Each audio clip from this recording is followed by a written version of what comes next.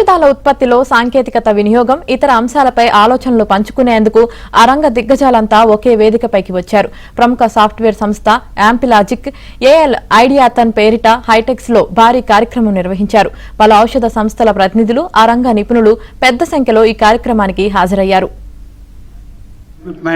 And because they are expecting, because now auditors, their patient safety is important. So hygiene means not that just cleaning validation is passed or contact areas are cleaned. This is not enough. As a holistic, if you are putting an equipment, how the services are maintained and how your ducting systems are cleaned.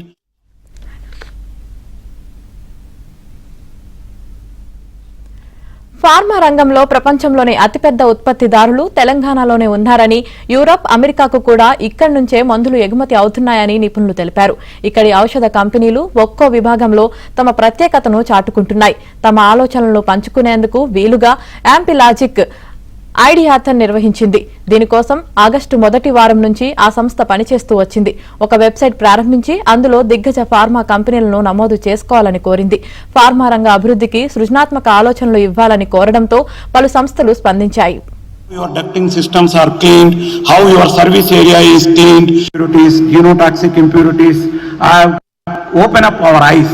Even less than 1 ppm level nitroso impurities, opening your ducts, and they are taking swabs and they are giving citations on that. So even they are opening in the service areas of your equipment, and because they are expecting, because now auditors, their patient safety is important. So hygiene means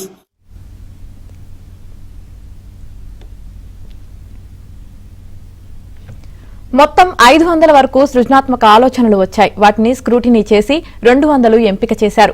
తర్వాత 90కి కుదించారు. వాటిలో అత్యుత్తమైన వాటిని ఎంపిక చేసే బాధ్యతను pharma రంగంలో కనీసం 25 నుంచి 30 ఏళ్ల అనుభవం ఉన్న వారికి అప్పగించారు.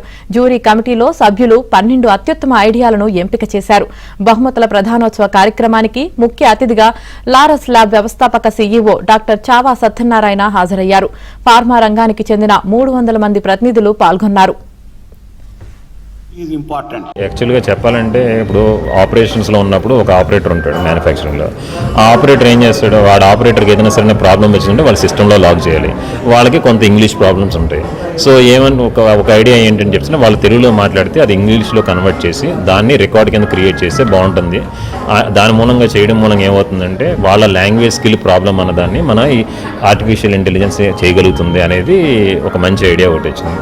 ప్లస్ తర్వాత ఏంటంటే కొన్ని ఒక ప్రోడక్ట్ తయారు చేసినప్పుడు కొన్ని సపోజ్ ఒక స్పెసిఫికేషన్ లిమిట్, ఒక లిమిట్ ఏదైతే ఉంటుందో ఆ లిమిట్ దాటి వస్తూ ఉంటాయి. లిమిట్ దాటి వస్తే అది హ్యూమన్కి చాలా డేంజర్ వస్తుంది.